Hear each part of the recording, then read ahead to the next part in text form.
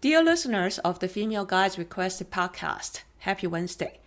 This is your host Ting Ting from Las Vegas. Today, our guest is Holly Mackin. When Holly was little, no one would have ever assumed she'd find her pursuit in the outdoors. Mostly scared of bugs and raised within the traditions of Catholic culture, it seemed highly unlikely she'd commit to a life living in and out of a van or tent. Something changed in high school when she needed an escape from the drama of her peers.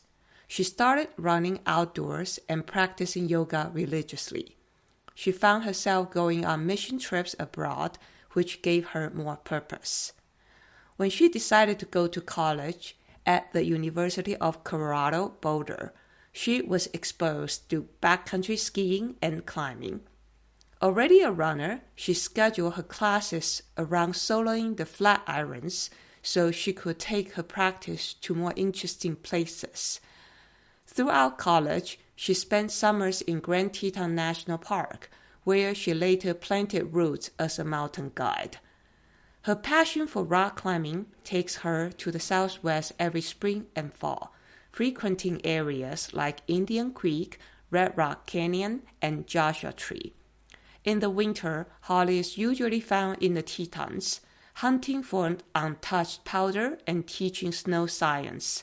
She coordinates all women's backcountry skiing and climbing programs for the mountain guides under the Women's Network. This program also works to support newer women guides on their journey to becoming mountain guides. Holly followed her heart to become a guide, cherishes the connections she builds with her clients and fellow guides, and has big dreams to make an impact. Now, please enjoy this episode with Holly Mackin.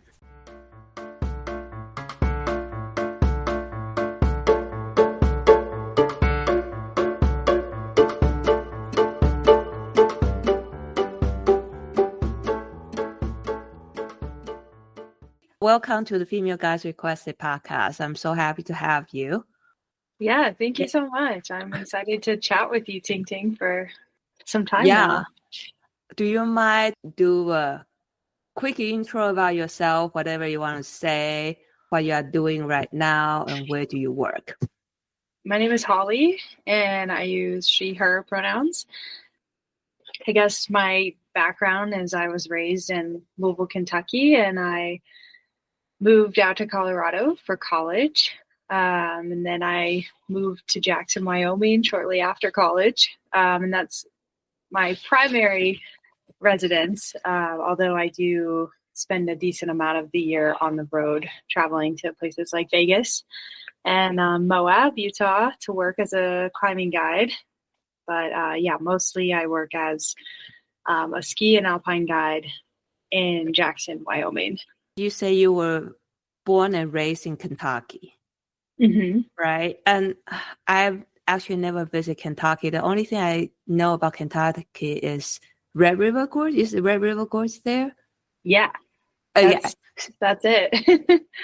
Right. But other than that, I know maybe Kentucky Fried Chicken. That's all I know. And we've got some pretty good bourbon and horse racing. Bourbon, horse racing, Kentucky Fried Chicken. What is growing up in Kentucky like? Was it very outdoorsy or it was more like suburban life? Very much suburban. I grew up in a very Catholic community in suburban neighborhood. And it like nobody really was into the outdoors or anything. Nothing super influential to my outdoor trajectory. But it was a good education and a good childhood and a good place to grow up for the most part. I read one of your bio online. You say you never thought about right now you are full-time playing outdoor. When did the thought of playing outdoor occur to you? I'd say junior year at high school. I guess I was always a big runner. And I whenever things got challenging through life, as a as a teenage girl, things would get challenging. I would go on a run before class. I would go before I go to high school, and then I'd go after. So it was always this like source of release for me. And I was super adamant on running in a park that was next to my neighborhood. It had tons of wildland in it, actually. And I don't think I looked at it as this like nature escape at the time. But looking back, I think it was actually doing that favor for me, being in solitude in nature, running on these like backwood trails through the parklands in Kentucky. And and then, yeah, I got exposed to skiing through my dad remarried a woman from Colorado. And when they started dating, I got to convince him to let me go to Colorado all the time. He was like, I'm going to see Lisa. And I'd be like, can I come? He'd be like, okay, sure. So I was very fortunate to go to Colorado quite a bit throughout the year growing up. And that influenced my decision to go to Colorado for college, just because that was all I knew of the West was Colorado and where my step family was and where I had been exposed to. How far traveling from Kentucky to Colorado? Pretty far. Okay. It's 16 hours of a drive and or a couple flights. I see. So then every time like you follow your dad to date your stepmom, it was like a long journey. And how did you convince your dad? I mean, would your dad feel like, oh, it's a good chance for my date to get familiar with my daughter, or just like, oh my God, my daughter is gonna be this third wheel? Yeah, I don't know. I think he was. I don't know. I think he thought I was excited to like go out there and spend time with him, which I was. But I definitely was in the back of my mind, like, if I can go out there when he goes out there, I can go skiing more. Yeah, so you basically got hooked with skiing, right? So you really enjoying that. Mm-hmm. Yeah, and I would go out on the slopes by myself too. Like I don't know, my family wasn't super interested in skiing. I mean, my brothers were whenever we'd all go out there, but I just remember a lot of times skiing by myself and being pretty comfortable with that. Yeah, I think growing up with divorced parents, like there's sometimes like there's a lot going on. There's less of that oversight as a kid, and I kind of took advantage of that, I want to say, in some ways, where I was like, okay, well, I'll just ski by myself all day and go have fun while my parents are going to have fun. I see. So basically you just kind of hit your ride, but then you basically ski outside. Yeah, I hit your ride a lot. I see. And then they kind of make your decision to go to Colorado for college. So when you apply for school in Colorado, what exactly was your thought? Just like, oh, I don't care about what I major. I just kind of want to go skiing, or you actually do have some sort of plan? I just wanted to be in the mountains. I was like, I want to move to Colorado because honestly, one of the things I thought through my exposure through high school to Colorado was that the people were just so nice. I was like, wow, everybody here is so nice. And now in Colorado, yes. Yeah. Now living in a resort town, I'm like, well, people are, they're doing their jobs. They're like promoting tourism and like being friendly to you so that you will buy things and visit their town more, maybe. But I don't know, maybe there is I think realistically the culture and like the lifestyle was just speaking to me more than I realized, but I couldn't really figure out what exactly it was at the time. But I was like, the people are so nice there. I'm going to move to Colorado and be close to the mountains. It's kind of interesting you mentioned the people were nice. Was people not nice back home and in high school or something like that? Is that all the stereotype that are portrayed by American movie about mean girls or that type of thing? That true? I mean, it's not that Kentucky was mean. I go home and I'm like, people are like Southern nice though, like I felt like it's very traditional, like nice to your face. You show up very put together when you're in the public sphere. Um, and then very gossipy behind closed doors and not nice. Um, and yeah, I felt like I could never fully fit that mold of a Southern girl. So going to Colorado and people just being nice to me as I was with like no makeup and like my ski clothes on and stuff was unique to me, I guess. What did you just say? Makeup? Yeah. What's that? Is that what you're Yeah, I don't put any makeup on. So I was just like wondering. So you had to put makeup on when you were in high school or stuff like that? Oh yeah, I mean, I, I wore a bunch of makeup in high school. I see. Yeah, I guess it's the culture, right? So you kind of like drift toward that culture that you feel like people are nice. So when you were studying in Colorado, was that original impression still hold true? Uh, yes and no. My naive Southern girl self moving to Colorado joined a sorority. So I would say I kind of jumped right into something that mirrored the culture I grew up in. But I only lasted a semester. Um, but it took me a minute to find my groove from there. It wasn't until I joined the ski club that I was like, oh, okay, this is actually what I moved here for.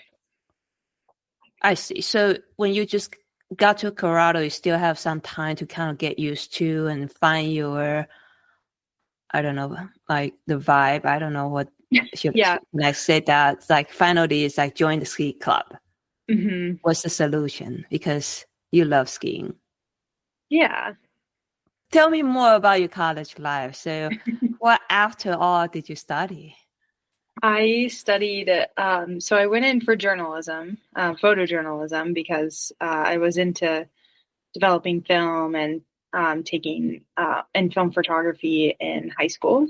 And I knew I really liked culture and studying culture. And I thought that would be a good avenue to explore culture and the world in different ways. And I felt like it was more on the technical skill of writing the program. So I switched to anthropology, where I was getting exposed to lots of different um, cultural studies from different professors. And I felt just generally super engaged more than I have, like probably more than I had to that date in academic studies.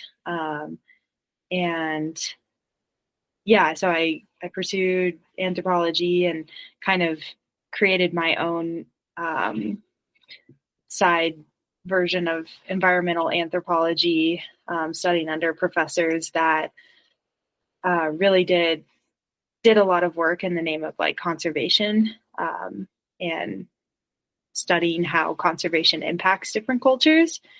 And I got to go to Tanzania with a professor later on, um, and do my own independent research project aside from hers. So Wow. yeah. Yeah, I think those are like interesting projects. So you got to go overseas and you kind of study different cultures. And so when you say that the environment, how environment impact that, so can you tell me a little bit more? So I'm like trying to figure out what that means.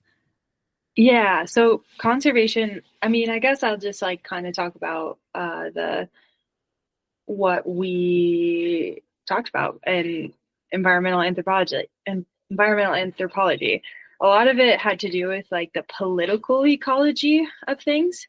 So how polluting water affects communities downstream.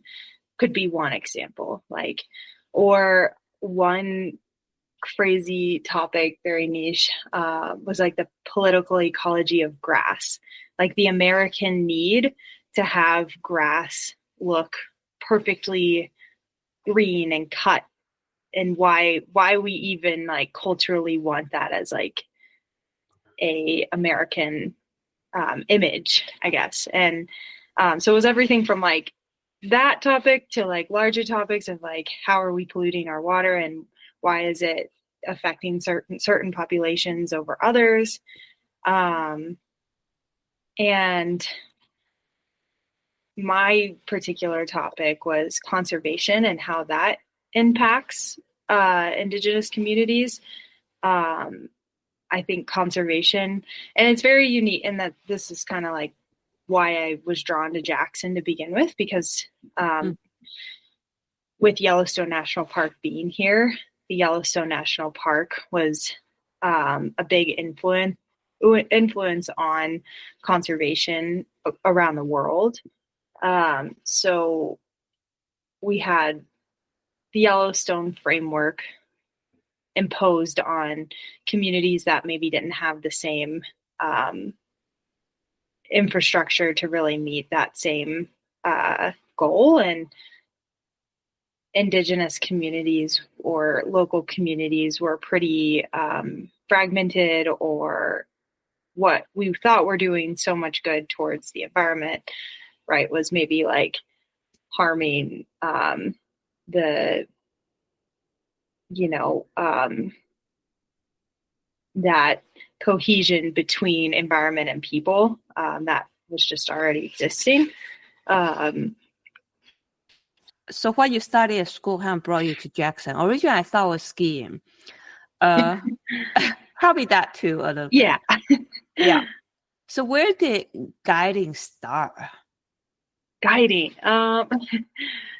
Guiding started when I was mopping floors at the juicery in Jackson. And the owner of the Juicery Cafe approached me and said, like, what are you doing tomorrow? And I was like, oh, I'm going up the Grand Teton again with another friend, like, that has never climbed it and wants to climb it.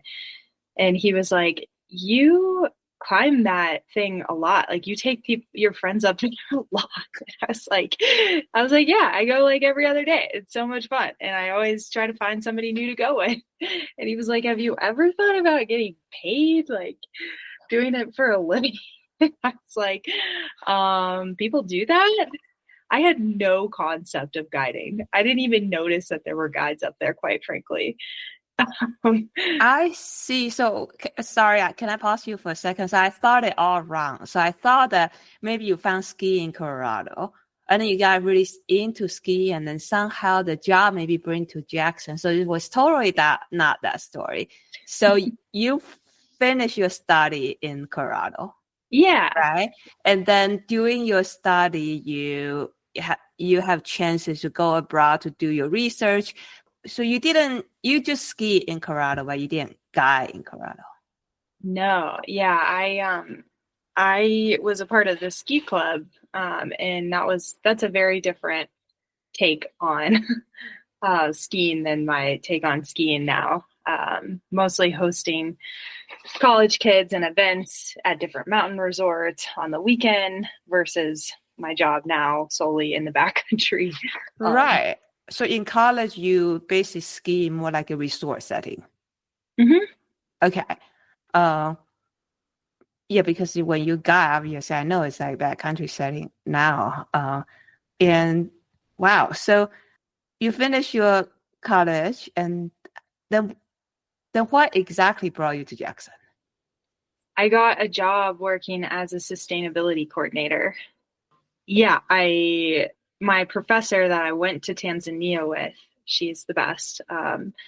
Laura, she was like, hey, I think she did her PhD program with this guy who lived in Jackson and was involved in several like conservation projects here. She was like, you should get in touch with him if you want to move there and you want a job in this field. And I was like, awesome. Did. instantly we clicked, and he gave me a job when I went down there to see if it would all work, and started in August after I graduated as a sustainability coordinator. Also, when you were working that job, you were sweeping the floor, mop the floor somewhere? Yeah, so I've always had like a bunch of different jobs in Jackson up until this past year. Um, I had so that was during COVID. Um, when COVID hit, the sustainability coordinator job was not able to keep me around. So I picked up the juicery job for the summer, and was able to, and yeah, that's where the idea sparked. I mean, I heard rumors, maybe it's true, that the living cost in Jackson is high. Mm-hmm. Right? So then I'm not quite sure, like with your sustainability job, how much you can sustain your living style in Jackson. But you obviously, okay, I saw that people can see this. I saw Holly just shook her head. So, so you probably needed to maybe find some other source of income, I assume. Okay. And Yeah. especially when COVID hit, it was even more difficult. Yeah, and I started that winter prior, I started working as a ski instructor at Jackson Hole Mountain Resort. So I was part-time doing that, part-time doing the part-time doing the sustainability coordinating job, and yeah, picking up other assortment of gigs between catering and bartending and babysitting. I see. And then when exactly did you move to Jackson? When did all this Jackson Live all started? 2019. 2019, I see. Mm-hmm. Oh, that's when I moved to Vegas, 2019. Oh, cool. And yeah, okay, I got it. So you're still skiing, obviously. Jackson is a great place for skiing. And then you also took people up to climb Grand Teton. Is that what happened, right? Mm-hmm. And when did you learn how to climb? Because even though it's like the easiest route is probably mostly scrambling, but there's still some technical stuff. Yeah, so I picked up climbing in college at Boulder as well. Really skiing and climbing. I was constantly doing something on the weekend, even, I mean, weekdays too. I don't know how I got such a good GPA in college, probably because I chose an easier major, but I definitely was spending majority of my efforts figuring out when I could travel to Vegas or go to Moab to climb, even middle of the winter, like going backcountry skiing on my way to Vegas. I see. So when you were in college, obviously, okay, great. Then, I mean, don't cut yourself short. You probably was a good student, right? Your professor liked you, and she referred you a job. So, I mean, that says something there. But you still maximize your time spending time outside, climbing and skiing. And then especially probably you find, I mean, Colorado, in Boulder, Colorado, there was a lot of resources and partners that probably you can Totally, find. yeah. Endless people to go out with, and even the Flatirons. Like I could bike from my house up to the top of the second Flatiron and back down in sub 50 minutes.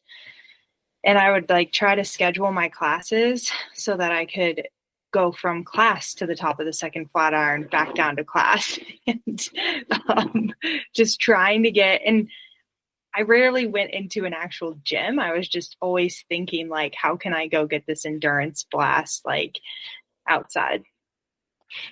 And that thought never occurred to you that you might want to stay in Boulder? Because I know that a lot of my friends who live in Boulder, they absolutely love it. Yeah, I had some, I think at the end of my time in Boulder, I mean, I was going through the classic college breakup. I was just looking, I had made some friends in Jackson already. So it just seemed like a good transition moment in my life. I see. So you got to Jackson. Okay, that's back to 2020, the COVID. And then your boss said, oh, you just took people up to Grand Teton for free. do you want to think about maybe you can make some money on this? Yeah. And he, like, I've since seen him around town and I've told him now how much he ruined my life, basically. I'm just like, you have no idea how much that has changed the trajectory of my last, like, 5 years or so. And he gets a laugh out of it, but because he sent an email to the mountain guides and was like, hey, this girl is really into climbing. I think she'd be a great fit, and we should help her get in, like portering and interning or doing things like auditing and stuff. And that's how it all started with mountain guides. So at that time, you have your, say, maybe apprenticeship there in mountain guides? Well, I got my woofer that summer, but I didn't have any. It was kind of like an apprenticeship, though. They hired me on as an intern. But I didn't know the mountain guides said hire people as interns. Okay. Yeah. What does an intern do? They don't really do that, but I mean, I guess they have in the past. They've had a few, but it's kind of an odd position because I didn't want to be in the office at all. So anytime I could go outside, I would. I'd be like, "Oh, cool! This person's going to Gannett. I'm gonna go with them," and they'd be like, "We have to ask the guide if you can go follow them with their clients." But I just kind of weaseled my way into all these trips so I could just gain a lot of exposure and experience. Okay.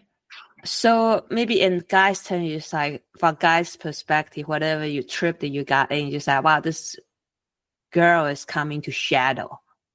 Exactly. I just did a ton of shadowing. Nice. So you are in this position that you can see the trip go out. So what exactly, I mean, an intern do? Do you coordinate trips? Do you do some admin work, or do you, I don't know. You tell me. I washed a bunch of sleeping bags. Okay. Yeah. Like the Summer. gear room or whatever. Yeah. Thing. Coil ropes and stuff. Yeah. Okay. And then I can see, so if that's your job description, it's like, oh, it's a little bit different than taking people up to, say, Grand Teton, right? It's more Right. like, yeah. So you kind of take that in your own hands. You say, I'm going up to these trips. Yeah. Yeah. And I feel like I heard a lot over that summer of being in the office and just hearing how the system worked, really, how people got work. And one thing that really drove home was loyalty and showing up. Like, the more you put yourself out there, the more you continuously show up at their doorstep, like the more they're gonna trust you and let you in. And I did end up, like, after my boss at the juicery told me to go to the mountain guides, I quickly got my SPI cert because they were like, do you have any certs? And I said no. I was like, I climbed the Grand Teton 1,000 times. And they were like, well, you have to get all these certs. And I was like, well, that makes sense. And so I went and got an SPI cert and my woofer. And then I got some SPI work that summer as the intern as well, which was a good gateway to just getting some actual guiding days under my belt. Right. So you show up, you got some cert, woofer and SPI. You work some, you shadow some. So what do you guide right now in Jackson mostly? Do you take people up to Grand Teton? Do you take people backcountry skiing and all those things? Yeah, now my primary source of income is Grand Teton trips in the summer, and in the winter we do a lot of avalanche education. That's kind of our bread and butter, really. You have to make an income with the mountain guides in the winter. As a ski guide, you need to be able to teach ARI. And so I teaching some Mary, and then also ski guiding. Just Yeah. any. And that's why you got all this. I know that you took a ski guide course, right? And then also the alpine guide course. I Mhm. see. Right. And that's for all this work. And then obviously to teach avalanche course, you also have to, what do you have to go through? You have to have your Pro One, and then like Avalanche Pro Run, and then your ARI ITC. It's just like ARI requirement to or this provider's requirement to teaching their programs, an introductory course on like how to teach their curriculum. So basically you start with an intern and then gradually, I don't know whether the guide company has this corporate ladder, but obviously you start to accumulate experience and then acquire some certs so you can have more jobs and then teach maybe a little bit more advanced course and actually be guiding independently, not underneath some supervision. Is that pretty much the story? Yeah. I mean, I started as an intern. I had like a lot of momentum. I was just like, I just want to do this, and this is like igniting me right now. And I'll take all the courses I need, check boxes, so then I can do the thing. And I feel like I definitely started working more as a rock guide first. Then the last 2 years, I've finally felt like I'm finally working as a ski guide full time in the winter. But that one definitely took more just because we are in a ski town and people either don't hire guides here, or it's super competitive to even be a guide here, or um, it's just it's a saturated job market for ski guiding. So you mean that there are a lot of guys and then maybe not big enough client? Okay. There's not a lot of work. I mean, there's enough, especially with the avalanche courses, but it can be, it's helpful if you can bring your own clients in, which working as a ski instructor before certainly helps, or rock guide or alpine guide, because then you can kind of start selling people on the skiing if they're skiers. What happened to the sustainability job?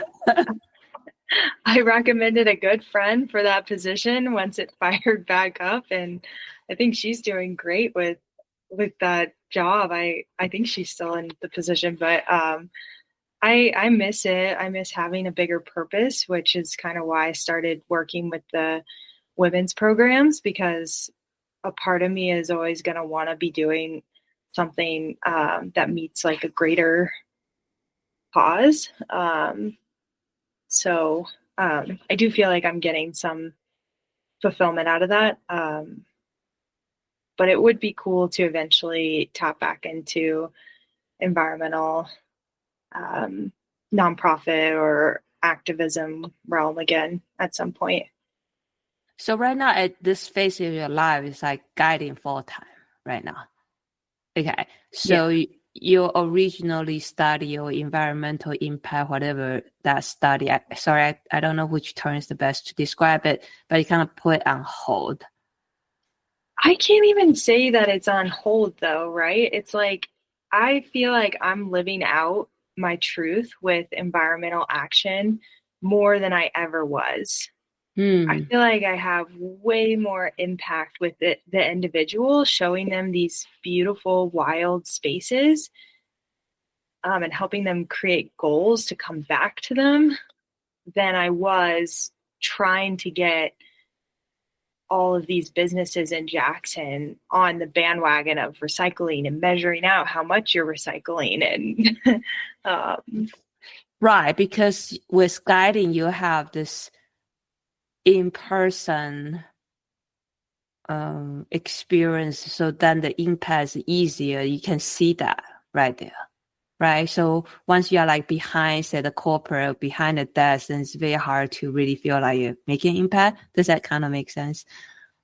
Yeah, it's Okay. exactly how it felt. The impact felt very, I had a hard time measuring it. And guiding was the first time I realized I could um, kind of combine all these skills and feel like Mm-hmm. you're making a better or different kind of impact. I see. And then so in that case, then do you do something special, say, during your guiding to kind of, well, promote your hidden agenda, means the environmental agenda. Like, of course, like, as a guide, we are the steward of the land and then the environment, right? But some guides probably do a little bit more on education, that part of knowledge than others. I was just wondering, do you do anything special, or you just kind of weave it into your conversation? I feel like the importance of I recently took my LNT I recently got up to my Leave No Trace certification, and I think this summer I got on a role of talking about LNT because I was like, yeah, this is like the best way to just tell people who don't use these spaces how to use them and treat them and stuff. But I do like talking about my research more than I like talking about um, principles that have been more conservation focused because what I studied was basically the disconnect between nature and our human culture, right? Like we are, as environmentalists and as nature oriented people, we even decide when we go into nature, right? But we're always coexisting, we're always a part of it. And I just like to bring up the conversation of like, why do we feel like we just have to go to um, Grand Teton National Park to feel part of nature? Like, why don't we see that as part of our everyday life? And I think that's been one of the more interesting conversations because sometimes it comes off like, oh, you're anti conservation. Like, the national parks are so great, though. And I'm like, like, let's just talk about how maybe they could be better and how they actually maybe have created this sense of like displacement between us and what nature is. Like we have to go into it versus we're always existing in it. I think that's an interesting thing. All right. It's like, for example, when it remind me when you were talking about you running in this park in Kentucky, right? It's not maybe like, it's not a national park, but it still gives you a sense of solitude and comfort or relaxation. I don't know what you have there, but definitely is you were in there with that, right? So it's like you don't have to go to a park per se to be with the environment. I totally get it. Because this is a tangent. Like my husband is a birder. And then finally I went out to this one just right next to our house. It's actually a trash dump, but there's like food for the birds. And then the birding was incredible. And I was like, this is totally blew my mind because when I saw his photo, it's like, wow, these birds are like beautiful. But now it's like, whoa, but they are like right next to this trash dump. I obviously would Oh, love it to be even more beautiful setting, but I just like, wait, the birds don't care about this. yeah. Yeah. So our imagination of like a great environment could prevent us from paying attention to the daily Yeah. interaction with the environment. I guess yeah. Right. And it's like, it's important to tell people, like, hey, you're in a national park. We take leave no trace very seriously here. And this is the guideline I need you to participate in while you're out here with me today and hopefully going forward.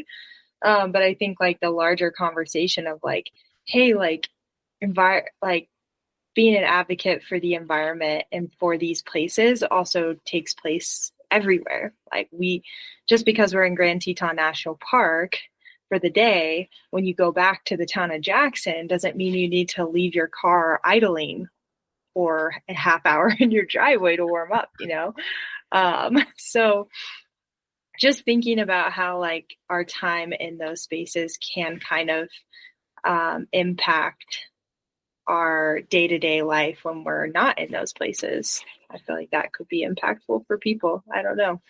For right now, the guiding thing is like make you feel like you can see the impact of what you want to make related to what you originally study. Yeah. And how about guiding? What I mean is, right, for guiding, people either want to say ski a particular line or want to be in a beautiful setting. Some people have more specific goals. Some people want views. Some people want to learn skills. Do you like that line of work, or you? I love being objective oriented. I love when people come with goals. Ultimately, I think though, like even going back to that conversation of like, how can we make the world a better place? Like guiding, we have a moment to like really connect with somebody and be present.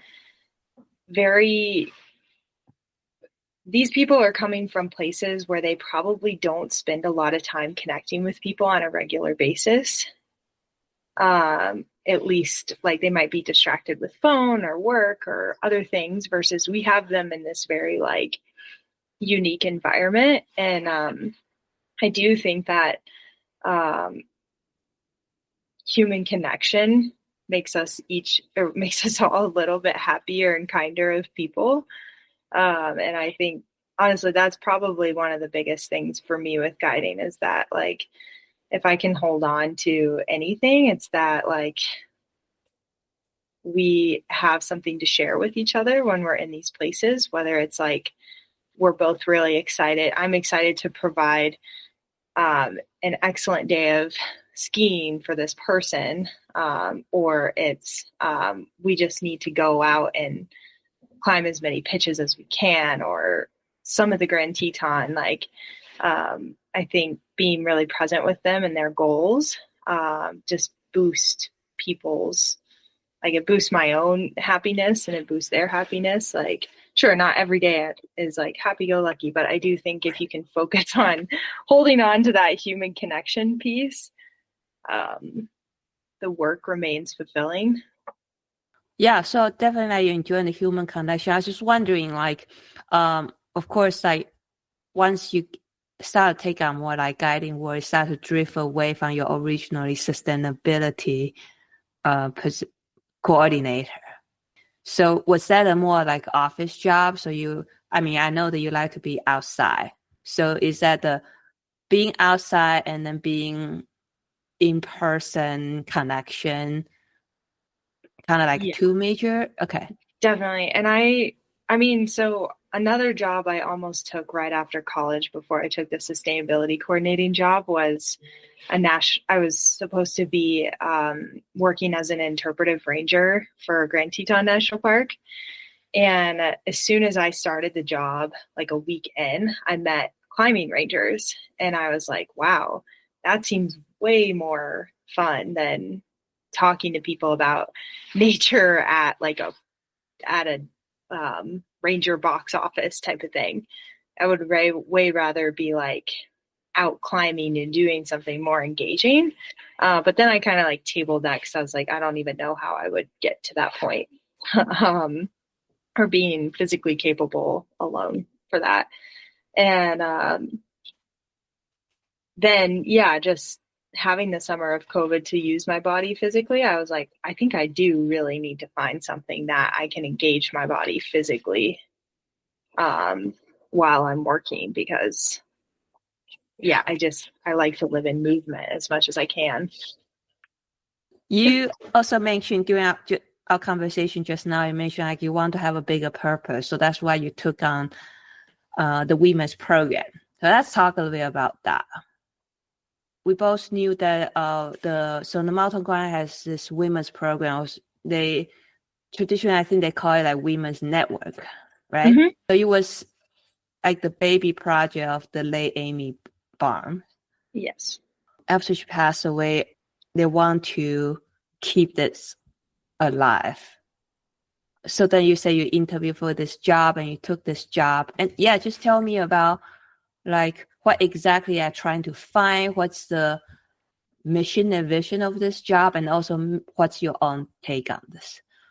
I think it's taken me, and it's still taking me a long time because, Amy and I's relationship was very short in the grand scale of life, but it was very close for the few years that we were around. As soon as I got a job with the Mountain Guides as the intern, she called me and she said, "Hey, I'm Amy. Like, I live in Moab and I just wanted to say hi. Like, come to my pro track, my women's guide meetup in June in the city of Rocks, Idaho, so I can meet you and you can meet all these women that you're going to be working near or alongside this summer."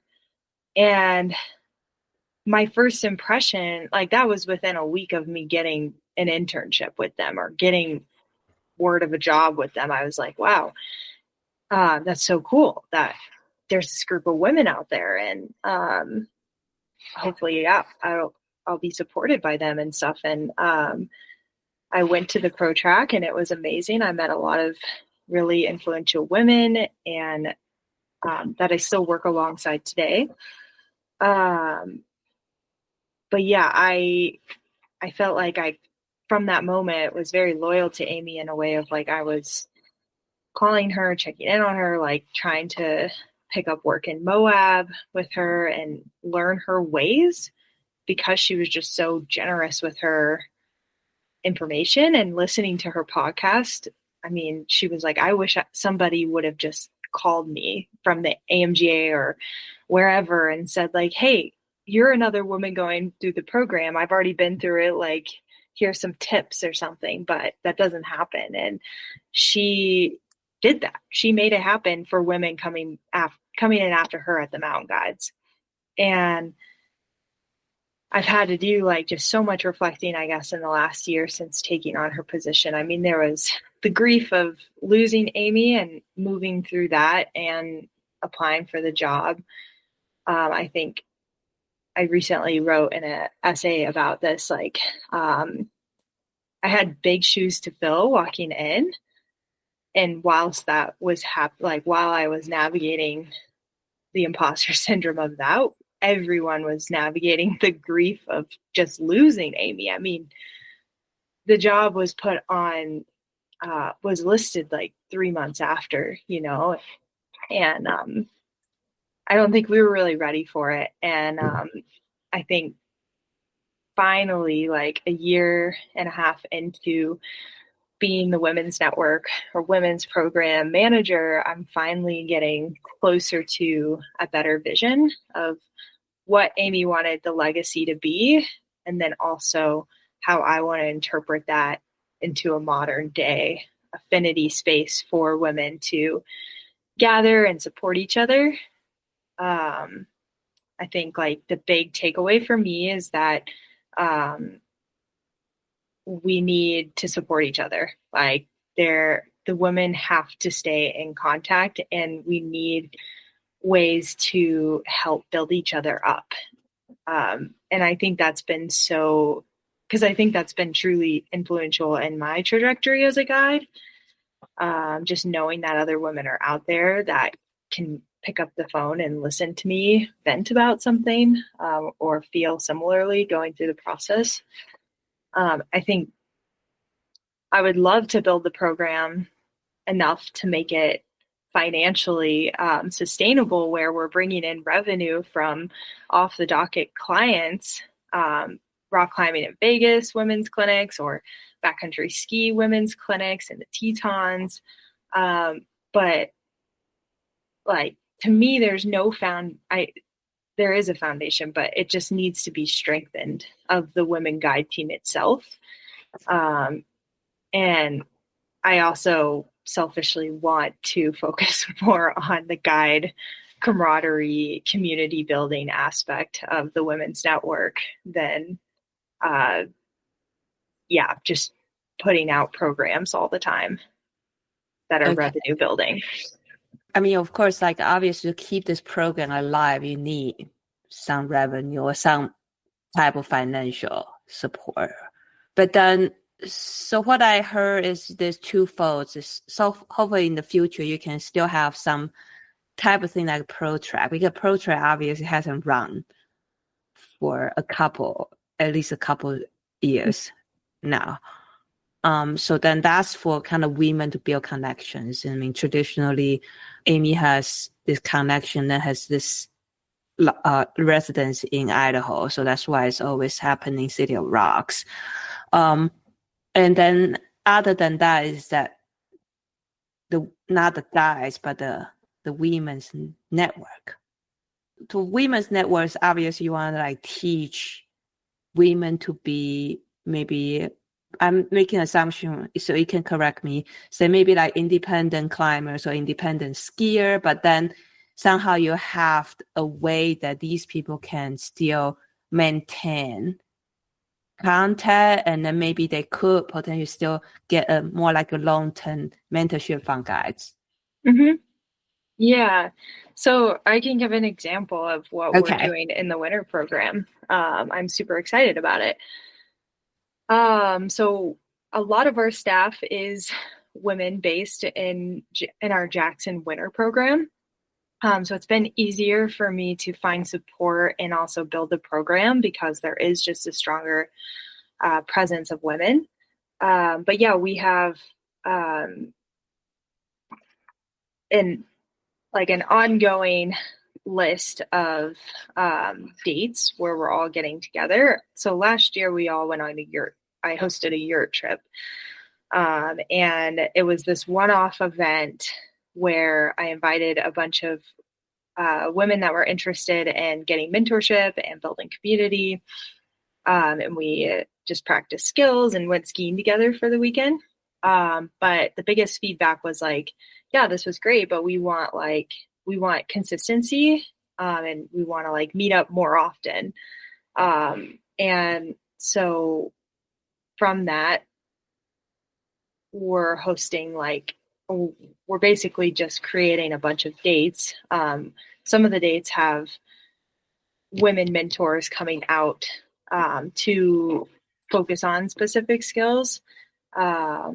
Like Lisa Van Skyver is going to be walking and talking about her career as a forecaster, join in with us for the ski touring day. And then we had a holiday preseason gathering at the winery in town a couple weeks ago. And hopefully we'll have like a rescue sled day out with someone that has been certified or taken their AMGA rescue sled exam. And yeah, so just trying to find different ways to keep like the community alive and working together and linking up. And this is kind of an open-ended forum for women in the Teton Valley or outside of to join. And then on the side of that, we have the revenue building program, which is a season-long local, semi-local women's backcountry touring clinics happening every one Saturday a month for the whole season. So there's 5 sessions, and each session has a different skill focused. Like our first one was an Abbey refresher. The next one is an uphill efficiencies clinic. The next one is a mapping and navigating in the mountains on skis clinic. And we have a couple ladies that are signed up for the whole season, which is great. And then we have a couple ladies that just signed up for individual clinics. And and that will hopefully bring in like a little bit more of the revenue, but also provide the women who are a part of the women's network and our guide team with more work opportunities. The guide portion of this, there's like the guide women's network, and then there's like the client. Okay, I see. revenue building program, right? The guide program is free. Like that's part of our budget to build Okay. as far as like So it's DI kind of work. like more of a development. Mm-hmm. Okay. It's more of like a buttoning guide development program. Mm-hmm. And just building cohort, right? Like, and then and then the other one is the revenue building program where paying clients will sign up and pay the clinic fee to be instructed by one of our women guides in the cohort. A couple of them signed up for like the whole program. There's also like a bunch of other random one-off weekends too.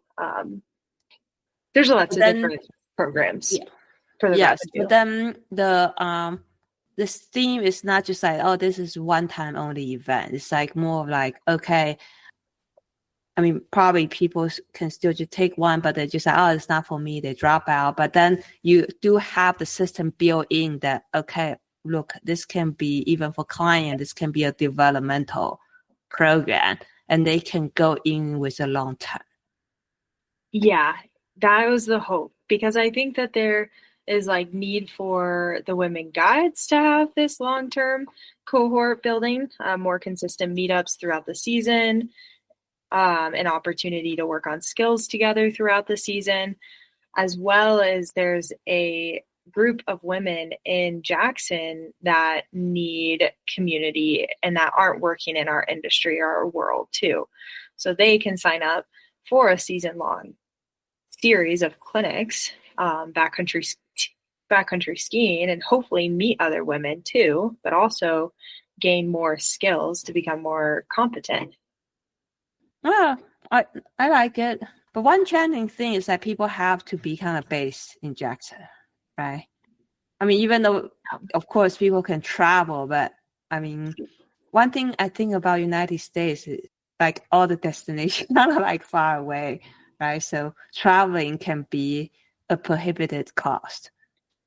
Yeah, everything about Jackson is a prohibitive cost. Okay. Except for maybe the price of these programs. It's so cheap, like compared to our normal, ski guiding rates around Jackson. But I do understand that. And those are definitely things I'm navigating. Like, ideally, we would have had full signups and I could employ every woman guide on each of these weekends. But, it's still new and low enrollment and they're happening, which is a great start for me as a new person in this position, or starting a new program for this, for the mountain guides. And I think, it's a good start, but it's not like quite it, if that makes sense. I'm like a little closer to where I wanted to be, but not quite where I wanted to be. And especially right now, you haven't have the skill to dive in full time on this. Yeah. So you're still juggling about your own guiding. Yeah, Right? that's a hard balance for me, but luckily I can take off November and December really and focus on the winter programs. But I can't focus on summer programs for women's stuff because I work so much on these winter programs right now. And then I have to guide too, and then guide all spring in the desert and then go right into alpine guiding. And then I'm like, well, my year-round work has turned into full time from January 1st through mid-September is like my guiding season. Wow, that's long. I mean, Red Rock season is long too, but I mean, definitely, like right now, this month I didn't really work that much because November was crazy. So I just like, oh, I need to take a break. Yeah. Yeah. So I could understand. It's like, wow, it's like, that's a long season. And then you take some time off on your guiding, but it's not like you don't work. You still have to plan. Yeah. Yes. Cool. Yeah, because I'm also wondering, it's like sometimes I like in say in Vegas, in Red Rock, right? Would be like nice to have a more developmental program. Just not just like, oh yeah, today you want to go on the multi-pitch. Okay, I'll go take you on the multi-pitch. It's kind of nice to see people again and again and see their growth. Yeah. I think once the public knows that that is what a guide can do for them, they definitely catch like the itch for it. They're like, wait, I didn't really know I could work with one particular guide or guides that are maybe connected to each other and set goals for myself here. Like, I think initially people, especially it feels like the Vegas market is like, oh, we're coming to Vegas for this weekend. So we hired a guide in the middle of our trip because we're rock climbers and we want to go out. And it can be hard to like, convince them right then and there, like, you should commit to a lifelong progression with me. Like, and, Right. Well, at but least I would hope that, if they learn how to lead, eventually they will take on, so for example, harder lead or like a multi-pitch progression or something else like that, right? There's a lot of different progression. mhm, Yeah. yeah. I was wondering, like, with all your skiing clinic and programs, what's the ratio? The ratio is This max is 4-1. 4-1. Okay. Yeah. Yeah. I mean, like with some skill building, like climbing, maybe 4-1 can work. But once you get to more technical, then it's like 2-1 is going to be more ideal. Yeah. Yeah. The ideal ratio, I think, for this backcountry program is 3-1. And I do think that people signing up for a women's clinic do want, not everyone, but I do think some people want the camaraderie of meeting other women. So that's something that I've been juggling as well, of like how much to promote this like private guiding versus the women's clinic. And I try to just be honest with people and say, like, do you want to potentially come and make friends and like have it be like, hopefully you'll gain some skills and like progress and stuff. But if you really, really want to set bigger goals, like, you should just hire me like as a one-on-one guide and we can like get to that goal much faster. Right. And I've been surprised how many women are like, no, I really want the camaraderie of being in a group. And then with the camaraderie, do they also like, so they meet, they are skiing in person.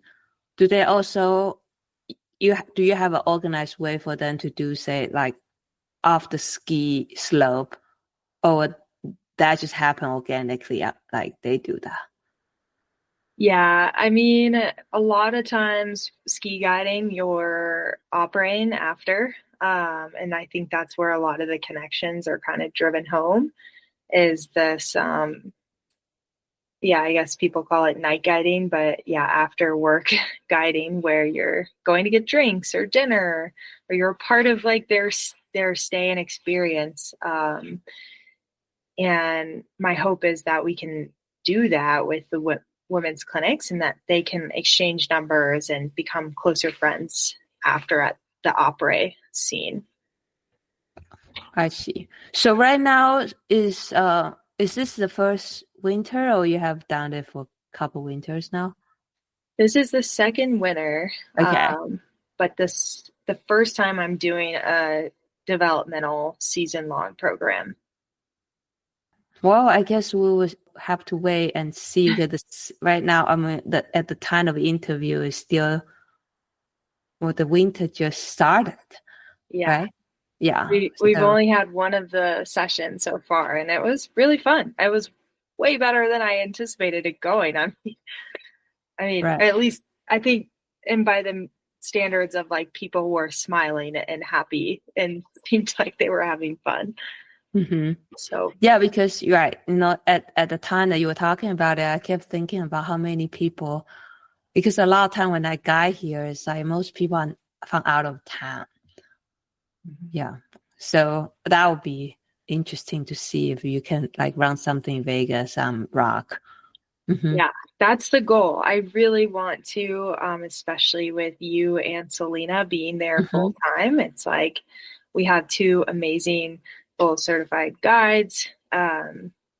I think it makes sense. And I've actually had a lot of interest. I spent the day on the phone yesterday booking Red Rocks trips or answering inquiries for the women's clinic in Red Rocks. But I think tapping into the local market there is going to be more challenging because it's a bigger city. And I've done a lot of word of mouth, like local events, organic generation of clients for this series in Jackson. Well, I mean, I should not use this interview to talk about those. Sorry, yeah. Now we're talking so job.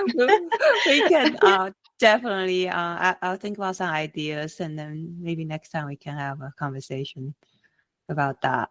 Yeah, but I mean, I just love to see that this come together, because I definitely feel like in the past when we developed our program, I mean, you were close, you were like in the mountain town, that you kind of have this apprenticeship within mountain guides.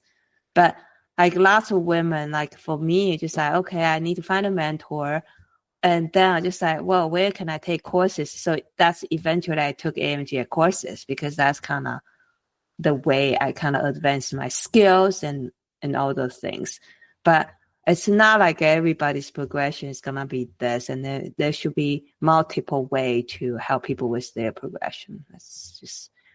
So what's your outlook then? Like, of course, you are still in this women's program in the infancy right now, right? So the first year, I mean, the second years, but the first year you have this more long-term and larger scale, still in the experimental phase here. Yes. Yeah.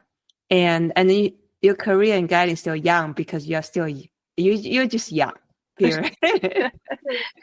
Like, what's your outlook on this? You're just like, okay, I'm still strong on this guiding thing. I'm just going to keep punching for a few more years and see.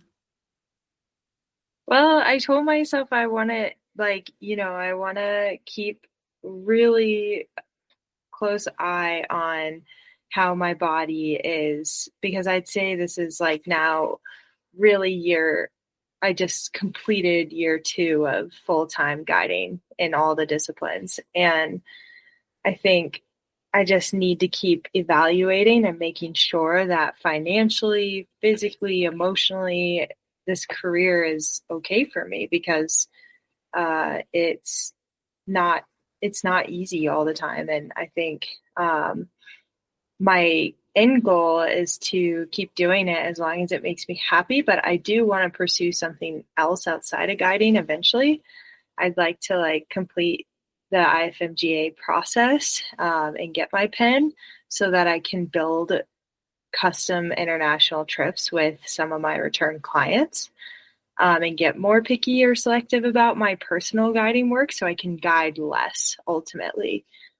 Do more custom trips with people I care about, and then hopefully do something more like really dive into, I mean, I don't know if, the women's program is that other big career, but just or that other thing, but to have something else that lights me up going after the certification's over, and I have ongoing trips with guests and whatnot.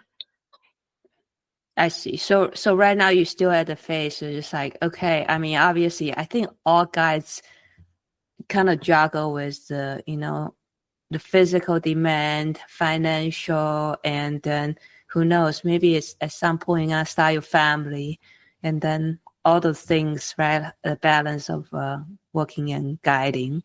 But then but it seems like right now you're still pursuing like your PIN. It's gonna take a few years, but definitely that's one way to do it. Then you potentially can get paid more per unit and then be more selective. So But then what's the outside of guiding goal that you have? You were talking about the potential. It's kind of open-ended. I really like um, thinking entrepreneurial.